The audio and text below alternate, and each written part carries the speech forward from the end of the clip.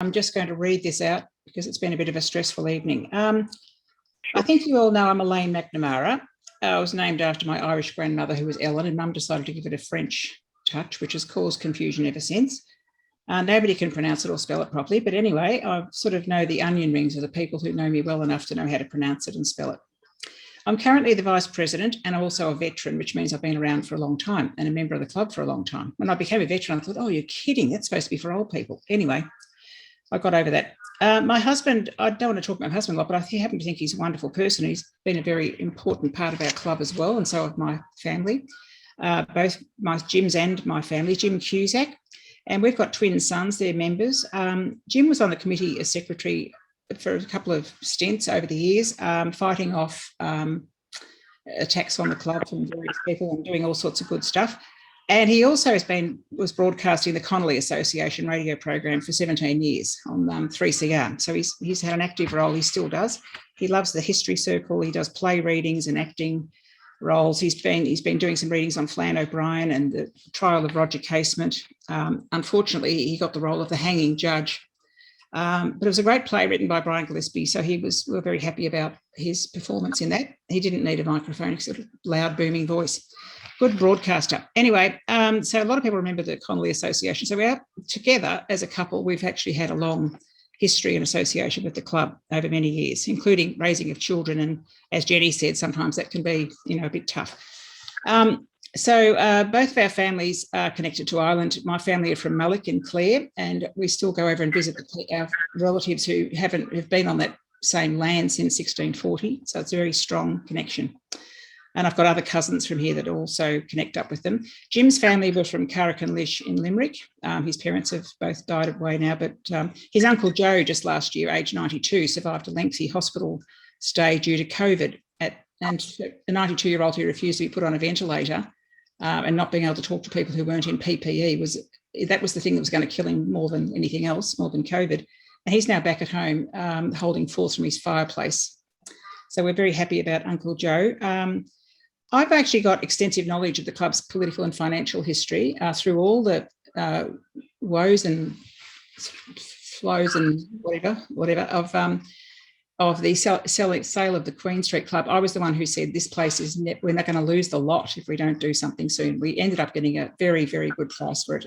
I'm so disappointed that we weren't able to go back to it, but it was going to be not the place that was suited for our purpose anymore. It was changed so many times. It was not anything. It was just not worth.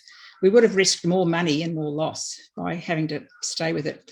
I think it was better to cut clean. And remember that the Celtic Club's had 10 different addresses in its lifetime, the 134 years. I actually started my interest in the Celtic Club when I was at uni, and I met up with Ginny Ahern, was the Vice Chancellor of the Faculty of Arts, and I was had to do an essay at one stage in criminology, of all things, about civil war. And they gave me the Irish project because I seemed to be interested in Irish stuff. And I said, well, when I came to the end of it, it was really that there was no civil war. It was, international terrorism was the subject. And I said, well, there's no international terrorism. It's just the civil war. If you actually regard Ireland as not being a united country and the 6 counties belong to England, well, that's just a civil war, really. Anyway, it went on and on, but I became very interested and got access through Ginny at Melbourne University to publications you would never get in the Baillieu Library, like Unfoblacht and whatnot. So I became very, very passionate about my Irish history and heritage. My father sang Irish songs all his life, sometimes to our annoyance, but it didn't stop him. And so we grew up knowing every Irish song known to man and woman. And anyway, we've just had a very rich history. I'm a 4th generation Australian, but being very, very, very connected to our Irish relatives, all of those decades and centuries when people couldn't read and write. So it's an extraordinary story. Jim's father was Irish he died a few years ago, very well known as a very strong, wonderful man. And so I'm going to have to give you the 1 minute warning here. Oh, okay, all right. So I've got extensive knowledge of the club's political and financial history. As a candidate, I want to protect and defend the club's status as an independent entity for members and an open door for people who want to embrace our culture. I've advocated for support for cultural and welfare organisations in our community and like to see the club provide more support to these groups. I've advocated for gender balance on the committee given the amount of work that women actually do in our Irish community, raising the kids, putting the sequins on the dressing outfits, all that stuff. I'm particularly proud of our Irish language schools, 3ZZZ, the Session, Bloomsday, the Lake School, the Welfare Bureau and Colchester, to name but a few. If I started on my favourite musicians, we'd be here all night. Okay, I've got a lot of professional skills, which I think most of you know about: contract management, high standards of governance, and a lot of relationships. On a lighter note, I remain passionate about this club and am committed to its primary purpose of promoting our Irish cultural heritage. Thank you for your support. Thank you, Helene. Ronan, are you present? Thanks very much, Rob. I'm delighted to be here. Thank you so much for chairing, and thanks also for Stephen for stepping in earlier and chairing when he didn't have to expect. It's we're doing this in difficult circumstances and not ideal circumstances. So thank you all for tuning in. I'm really delighted to have the opportunity to address the members. And I also want to thank the Committee of Management, on which I've served for the last year, for unanimously approving this communication.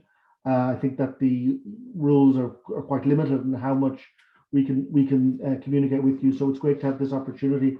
So who am I? My name is Ronan McDonald, and like Helene, I'm nominating for Vice President.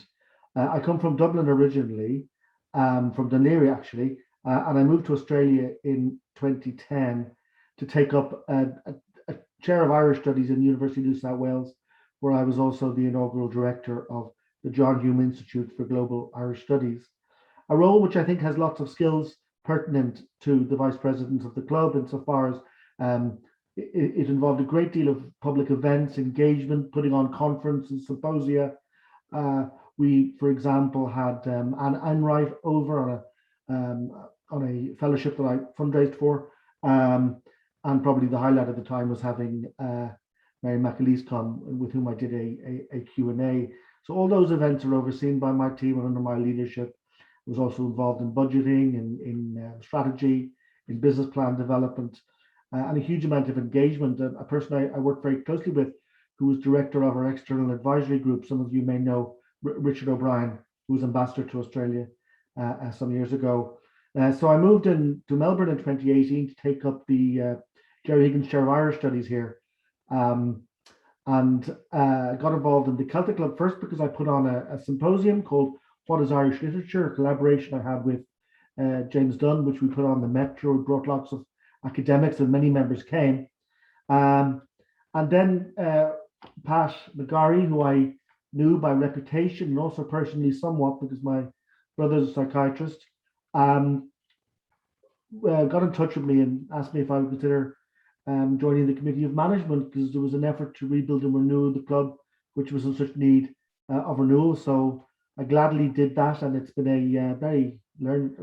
year which has been an education. And but I think we have achieved a lot. We've achieved a lot despite the pandemic, and I suppose I'm asking now for your vote to help Pat and his team to continue that process of renewal. Pat Austin did me the honour of nominating me as his VP, and I have to say I'm aligned with his vision to make the club financially viable, to make it open and welcoming, to heal past divisions and try and have a process of reconciliation, and to put on a range of cultural activities to attract as wide as possible a membership. I think that need to build membership is absolutely crucial, and it's something that I would really want to contribute to the club, strategizing and thinking about who. We need to think about who, not just a vague idea to join membership. Different strategies for Irish Australian and Irish, different strategies for different demographics.